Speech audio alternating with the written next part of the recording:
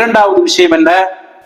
ரசூலுல்லாஹி ஸல்லல்லாஹு அலைஹி வஸல்லம் சொன்னதாக ஸஹல் இப்னு ஹனீஃப் ரலியல்லாஹு தஆலா அன்ஹு தன்னுடைய தந்தை வாயிலாக அறிவிக்கிறார், மன் அஆன முஜாஹிதன் ஃபீ ஸபீலில்லாஹ் அவ் காரிமன் ஃபீ உஸ்ரத்திஹி அவ் முகாத்திஃபன் ஃபீ ரகபத்திஹி அவல்லஹு அல்லாஹு யௌம லா தில்ல இல்லா தில்லுஹு. ஒருவன் அல்லாஹ்வுடைய பாதையிலே போராடக்கூடிய ஒருவன், படைத்த இறைவனுடைய பாதையிலே அடைப்பு பணி செய்யக்கூடிய ஒருவன், படைத்த இறைவனுடைய பாதையிலே பள்ளிவாசலுடைய விஷயங்களை கவனிக்கக்கூடிய ஒருவன், படைத்த இறைவனுடைய பாதையிலே ஏழைகளுக்கு உதவி செய்வதற்காக, விதவைகளுக்கு, அனாதைகளுக்கு உதவி செய்வதற்காக வேண்டி தன்னை அர்ப்பணிக்கக்கூடிய ஒருவன், அப்படி அர்ப்பணிக்கக்கூடிய ஒருவனை காணும் போது நல்ல கேட்கணும், அப்படிப்பட்ட மகத்தான அப்படிப்பட்ட நற்பணிகளை செய்து கொண்டிருக்கக்கூடிய ஒருவன் இருக்கிறான், அவனுக்கு என்ன செய்கிறான், இவன் என்னென்ன நற்பணிகள் செய்கிறானே என்று சொல்லி உதவி செய்யக்கூடிய இன்னொருவன் இல்லையா, உதவி செய்யக்கூடிய இன்னொருவன். அல்லது ஒருவன் கடுமையான சிறைப்பட்டு இருக்கிறான், அந்த சிறைவாசத்தில் இருந்து அநியாயமான அவனுடைய தண்டனையிலிருந்து அவனை காப்பாற்றுவதற்காக வேண்டி ஒரு மனிதன் தன்னுடைய செல்வத்தை செலவழிக்கிறான்.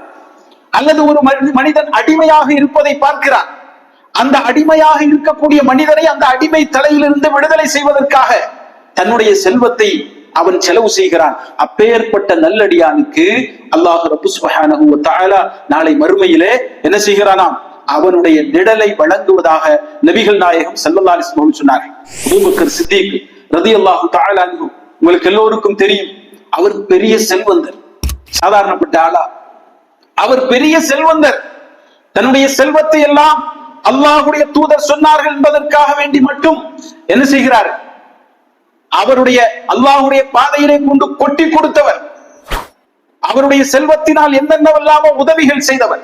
ஒருமுறை பிலால் இப்னு ரவாஹா ரலியல்லாஹு தஆலா அன்ஹு அவர்களுடைய எஜமானனால் கடுமையாக துன்புறுத்தப்பட்டு கொண்டிருக்கிறார்கள்.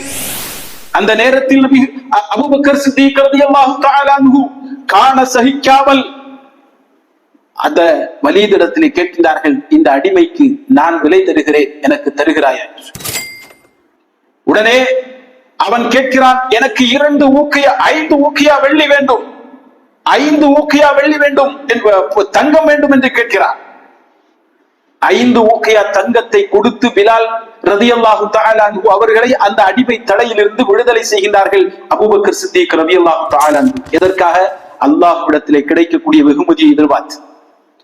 அந்த வலீது சொல்கின்றான், ஒரே ஒரு ஊக்கியா தங்கம் தந்திருந்தாலும் கூட நான் இந்த கருத்து அடிமையை விடுதலை செய்திருப்பேன். அபூபக்கர் ஏமாளியாக இருக்கார்.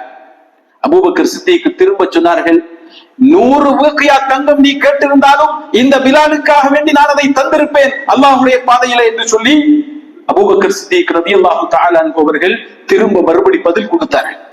அப்ப இறைவனுடைய பாதையில் கஷ்டப்படக்கூடியவர்களுக்கு உதவி செய்யக்கூடிய ஒரு மனம் இருந்தால் நாளை மறுமையிலே அல்லாஹ் ரப்பு சுப்ஹானஹு வ தஆலாவினுடைய அந்த மகத்தான நிழலை நமக்கு அந்த மஹ்ஷருடைய மைதானத்திலே பெற்றுக் கொள்ளலாம்.